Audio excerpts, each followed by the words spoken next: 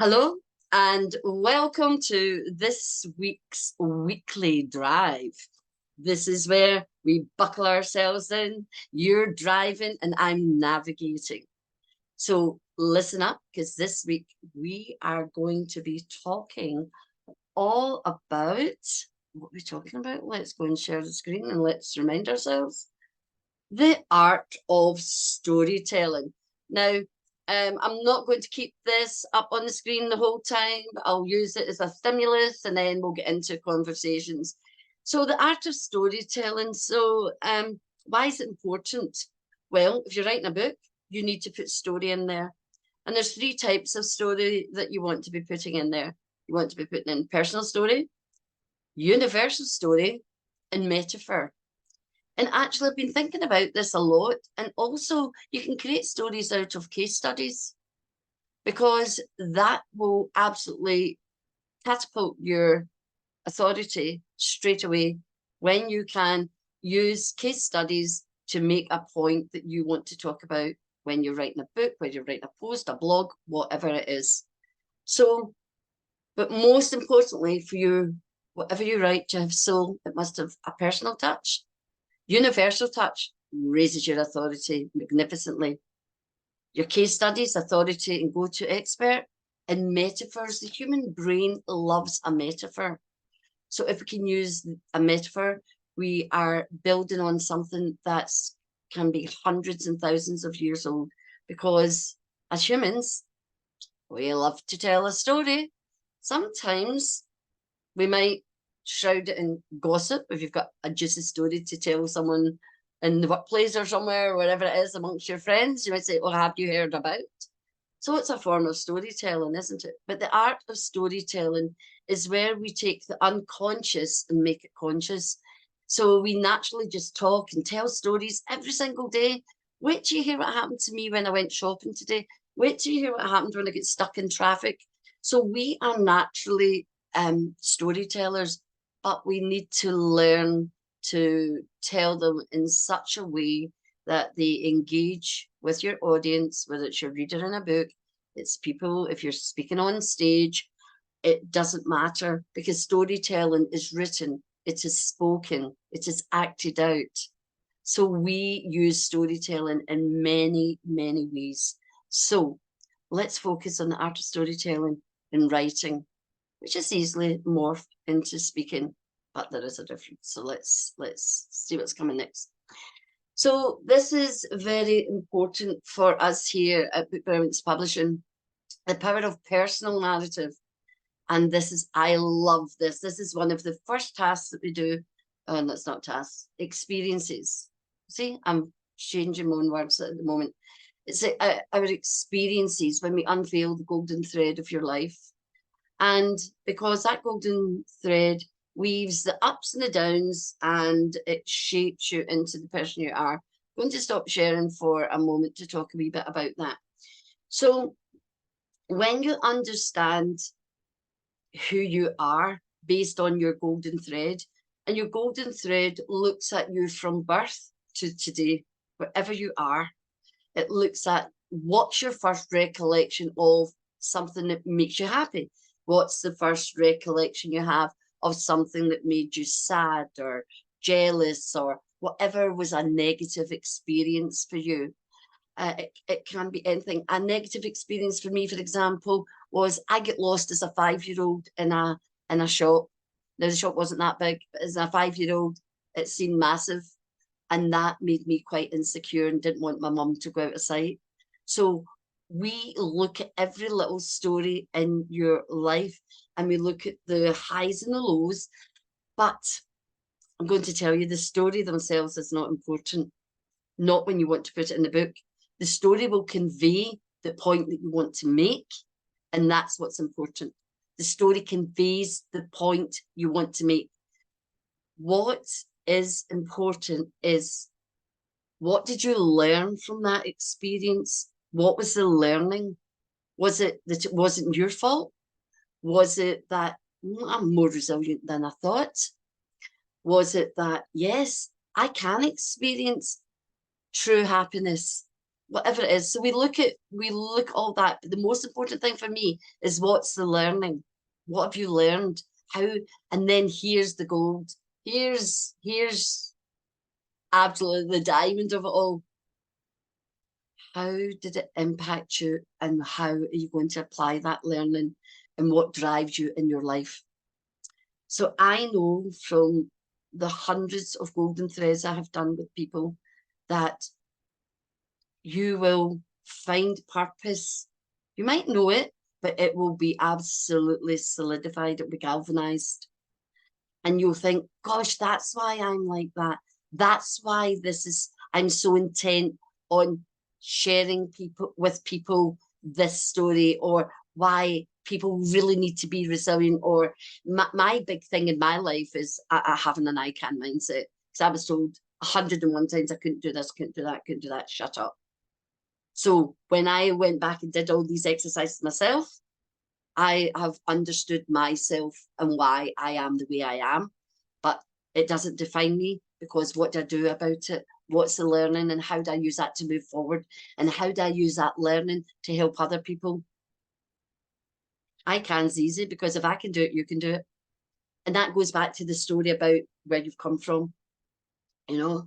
So is it a rags to riches story, for example? Or is it, I did a story with one friend and author, and she didn't have any real tragedy in her life, but yet she felt invisible. So it doesn't matter about the depth of adversity you face in your life, but everything is relevant because it has an emotional scarring on us, and that's what we need to talk about. And when you get that, you go into, you can start to really get into the stories that are meaningful for your book, for your blogs, whatever it is that you're writing, or if you're speaking on stage.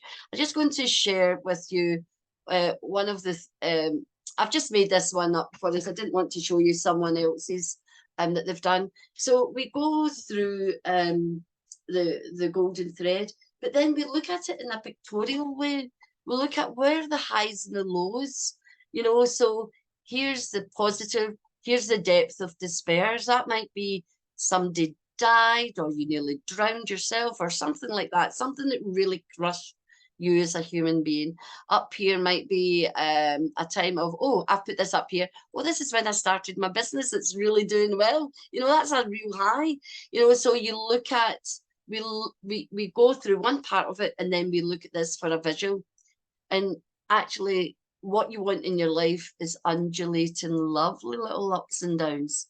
Because if we've got a straight line, we're dead. Nobody wants a straight line in their storytelling.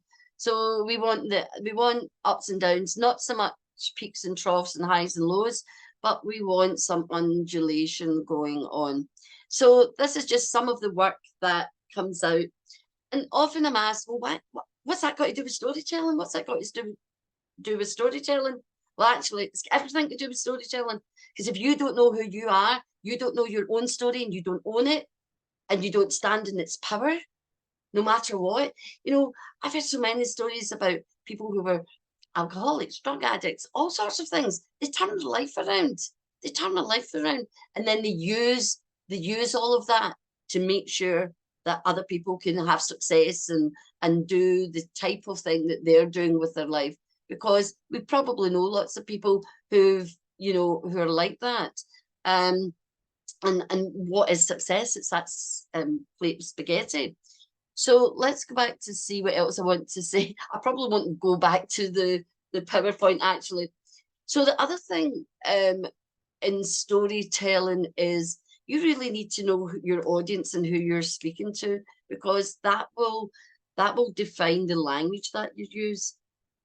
Are you speaking to a room full of lawyers or psychologists or whatever is your area of expertise? Then you can be jargonistic.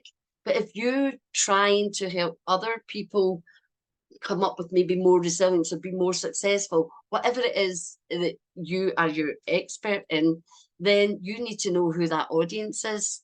And you might use more colloquial type language. You might use things like little idioms and things like that people will understand. But what I will say to you, and I've learned this over many, many years of having taught English and working in business, speak to everyone as if they're a 10-year-old. So when you write, you need to write with clarity, sincerity, authenticity, vulnerability, be yourself, but make it clear. That doesn't mean to say every piece of language you use is simple. No, you need to use, remember, think about yourself as a reader for a moment, because when a writer puts themselves in the reader's shoes, it's amazing what happens to the writing.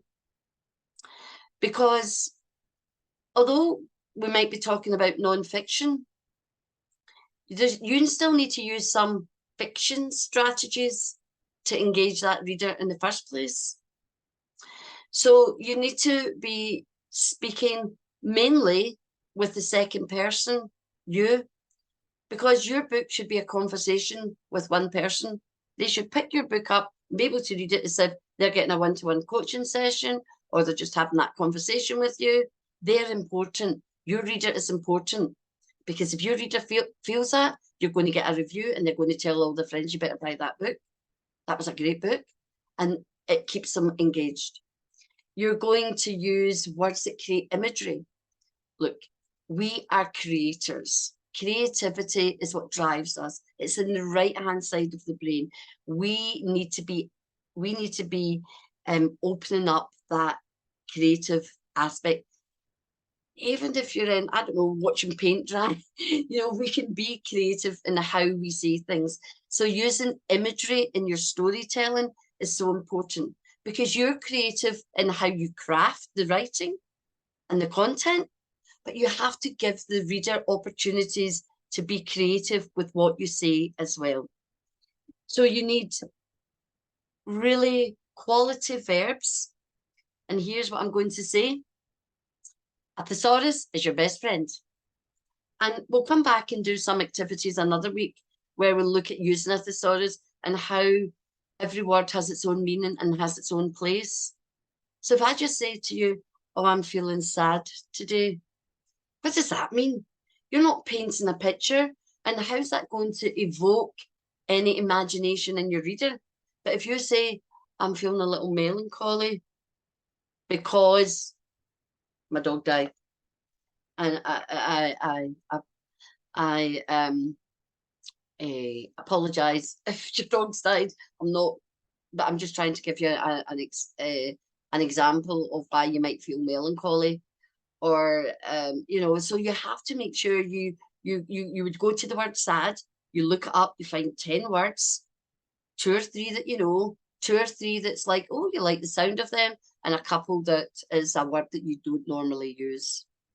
And we'll come back and do that exercise, because that will open up a whole new world to loving words for sure.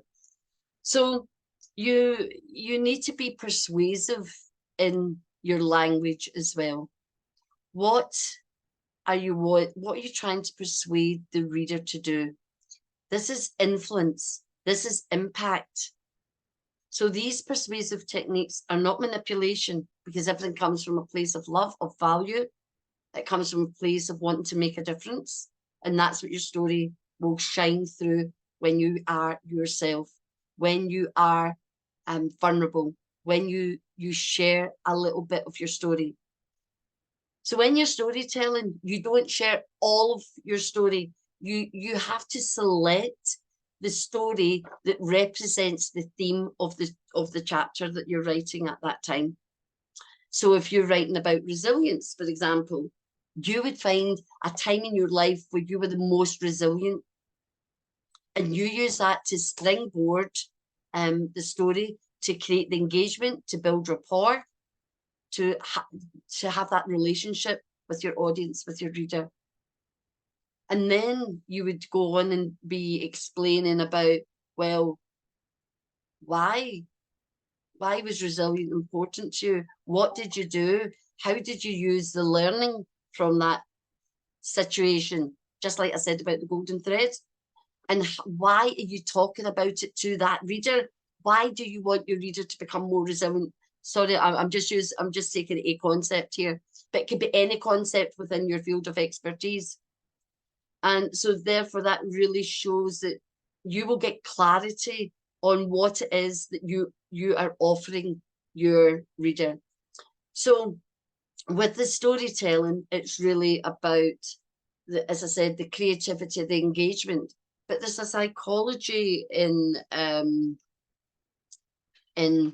storytelling as well, because it can give permission to your reader to do something similar, to feel that rapport and go, well, that happened to me, but look what this author's done, look what she done. You know, they've managed to start their own business. They've managed to go to university and get qualified. They've managed to whatever it may be. So therefore, the storytelling is woven throughout the whole structure of the book. The storytelling is told within the chapter framework. The art of storytelling will look at language, will look at the emotive appeal, hyperbole. Oh, 1,000,000 people came and saw me, you know, might have been 50, but you know, we like that. And as humans, we understand that use. You could hear a pin drop. It was so quiet, you know, so you want to be using this type of language. You also want to give some anecdotal pieces to your story as well. Things that have happened along the way that are more anecdotal than an actual event that happened in your life. You know, so for example, recently a colleague of mine experienced a dilemma firsthand. That's anecdotal. You're not going into the story. It's a one-liner.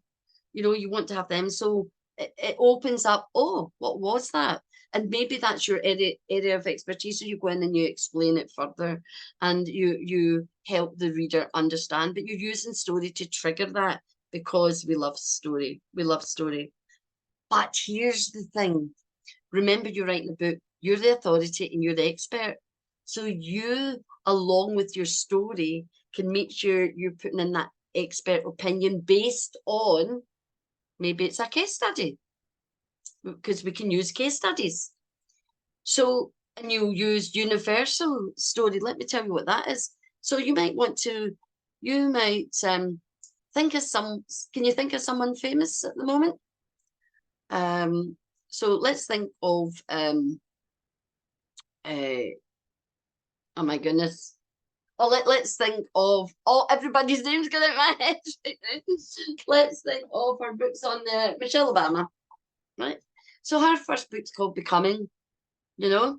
So if you're talking within the realm of your expertise about who you need to become, you could talk about your story, but you don't want your story everywhere. It's about a balance. You want universal story. So everybody knows Michelle Obama. So you pick someone who's got universal appeal, and you can talk about becoming based on her book and maybe know a little bit about that story, about her becoming, you know. So there's a story that one of my authors tells about Michelle Obama, and she's at this event and an ex-boyfriend was there, and he was the head of the university, and he said, oh, you could have been the wife of someone's head of university. And he says, oh no, because I knew I was going to be the wife of the president of America. You know, so who did she need to become in order to be that? So she's developed herself, and her book's all about that. You know, so have universal appeal. So that's where research is important in your storytelling, because it's not just about your story, it's other people's stories as well. So research that, research the psychology, use that in what you're delivering, because a book that's got value, that's got worth, and credibility, will have references in that book. It's not just about your story, but your story is central to it. Who you are is central, because that's what's driving you to do that. And so it's so important to have the balance of everything, because your golden thread has to be woven throughout, because you're making the difference. You're the one that's standing up and raising your voice and saying, well, here, wait a minute. This is my story, and this is why I do what I do today. This is why I am on a mission. I'm passionate about my topic. Because when you unlock that unconsciousness and make it conscious, you will lift the energy within your book. You'll lift the credibility by being vulnerable. People will see you as being human, but at the same time, they'll see you as being an expert. So you'll be relatable, you'll be approachable. There'll be people who want to talk to you. Just think, can you think of someone just now that you think, well, I want to go and hear so-and-so speak? Would you want to go up and then have a conversation with them? Of course, if you've read the book, you've listened to them, you'll have a question you want to ask.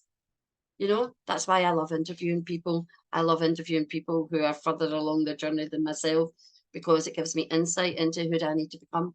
Who do I need to become? And that's what your readers doing. Who do they need to become to be like you? Your clients and your fans are people who want to be like you. Or there's elements of you that they want to be like. They don't want to be a clone of you, but there's something about you that they've got. So for me, I know I have high energy. So I know my high energy attracts people. But they might not all be able to have my high energy, but they'll be able to have their form of high energy, which is about being vulnerable, being connected to your inner child, knowing your story, knowing your lessons. So all these things that we can teach. So when you can teach that and people know it, guess what? You can become a great storyteller, whether it's in the written word or it's in the whether it's speaking. But there are differences, and I'll look at that storytelling from a speaker's point of view as well, because you'll get tonality and all sorts of facial expressions that you can't put in a book. So what do you put in the book to support the storytelling? Well, images, tables, because you want to be using it's important to use your facts and statistical evidence to show why people should be more resilient, or why they should be more confident, or why they should take themselves out of a toxic relationship. You know, use things like similes and metaphor. So maybe you're in the beauty world, you might write the shade of the newly launched lipstick was like red roses. So people can get that image of red roses, she says, with her red nails today. Oh, our fabric is soft as cotton. That's quite emotive, because we like snuggling into soft, cottony things. And so therefore, it all helps. So this is a massive subject. I've only touched on a few points. But Laura, do you have any questions? Nothing from me, just I've written lots and lots of notes. So highlight. Fabulous. So what's your takeaway from the art of storytelling?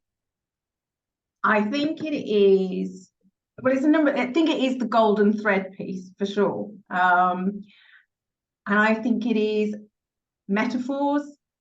I think it is also giving yourself credibility and authority by using, pictures, stats, tables, references. I mean, I'm just writing a piece at the moment following a stat that I saw this morning that was all about a piece of research that said the six most, or rather, in most industries, the companies were exceeding industry peers at a rate of 4 to 1, or rather 1 to 4. There came down to one thing, and that was courage. And it's like, okay, so I've now got this big, because I'm all about courageous leadership. And in a turbulent world, it's like, what do we do? And so I was saying, even if I haven't quite verbalized exactly what that stat is, I've written it's on a pile of paper here currently, but it's that stat and what you've just shared with me, and I'm just kind of going, I'm buzzing, because I'm going, right, I can write a whole story about that, because again, the learning for me is back to your golden thread. I didn't have sufficient courageous leadership 8 years ago to stand strong in the place I was, and therefore that is why I do what I do today. But what is the upshot of that? Well, the upshot of that is that actually you get more profit, more growth as a business, and that has been scientifically proven. So kind of that for me is like, does that emphasize that? You've understood your story? Can I give you some more authority on the use of the word courage? Because you know me, I'm a wordsmith, I love my words. Yeah. Courage is the first step to transformation. The first book I wrote was Voices of Courage. Oh, Without courage, you can't move forward. You stay, you stay where you are. You will stay in blame and shame and guilt and hate and fear. So I'm going to give you the name of someone. Map of Consciousness by Dr. David Hawkins. Map of Consciousness. Yes. So he would raise your credibility really highly because of the work that he's done. He's dead now. But I love his work. I talk about it, you know, and because it really helps you to understand and make word choices that you need when you tell your story. You know, a thesaurus. So the thing about storytelling in terms of your book, what I say to people is the first draft of a book is a brain dump. Yeah. Not anything like a finished article. You need another 2, 3, or 4 edits before it even goes to an editor to then really make it brilliant, you know. So never worry about what you write in the first time. This is a wee bit extra. You see, this is what happens. You know, never worry about what you put down on that page the first time. Doesn't matter if the comma's in the wrong place, the grammar's not correct, and the sentence structures, you know. Sometimes I see writers in their first draft, their sentence is about 10 lines. Yeah, because they're just brain dumping. That's great, because do you know what? Someone whose craft is writing can easily split that up into 3 or 4 sentences. So the author never should worry about that in the first instance, ever, ever, ever, because you'll thwart yourself. That's why people don't lift a pencil or a pen or get on a computer because they're frightened in case they make a mistake or it's not good enough. No, it doesn't need to be good enough. My first drafts aren't good enough, but I know how to make them great because I taught it. So I know what to do. So you do that, and then you go, right, the first draft's that, okay, so let me look, read it aloud. That's another great tip. Read it aloud. Have I got enough breath to read the sentence? Where does it naturally stop if I was saying this, you know?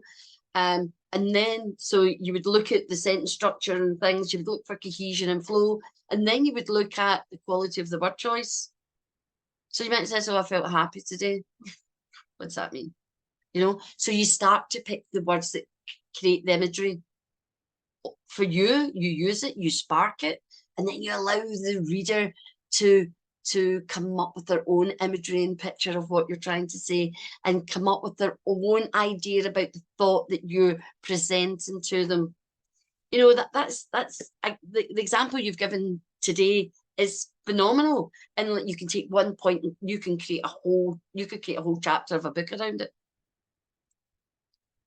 You see, and this is, but you don't start there, you build it up. You know, you can start with a blog, and then you can think, oh, but I didn't talk about X, Y, and Z. Right, I need to get that in, you know. And is it engaging enough, or is it, you know, you need to know your audience, you know, but really there needs to be soul in it, because then people will talk about it and they'll not forget it.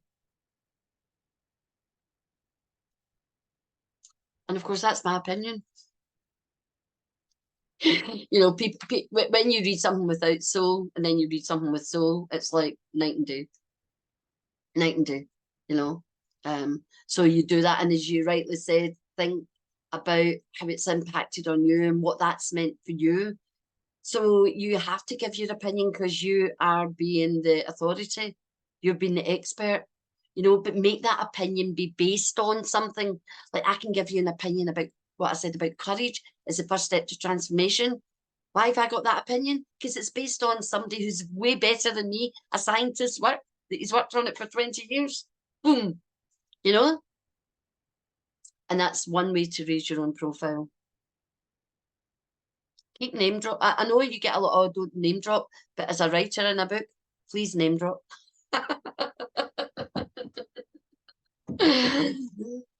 Okay, anything else? I think I better get writing, is I basically think is what I'm going to say. That's it. I hope you feel motivated to write, whether it's a chapter or a blog or whatever, Laura. And I hope you've enjoyed this first weekly drive. And there's going to be so many different things around.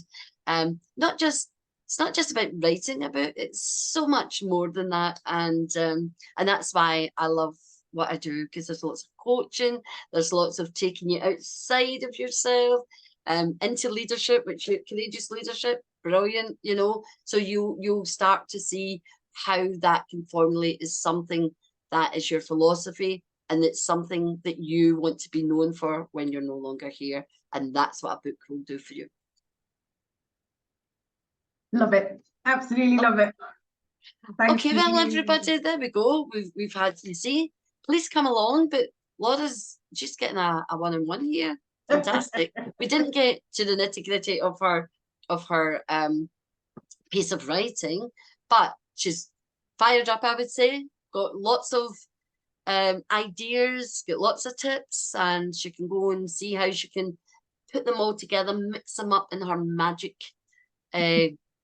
what's the cauldron, but bowl. Cauldron. Although cauldron is quite good, because we're nearly in Halloween week, aren't we? We're in Halloween week, so we can use the word cauldron today.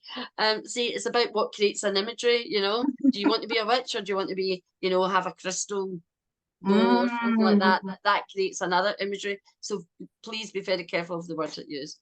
So until next time, this is Brenda saying, come and join us next week for another weekly drive. And remember, be brilliant. Much love. Till next time. To the pit. Thank you, Laura. Thank you. Bye.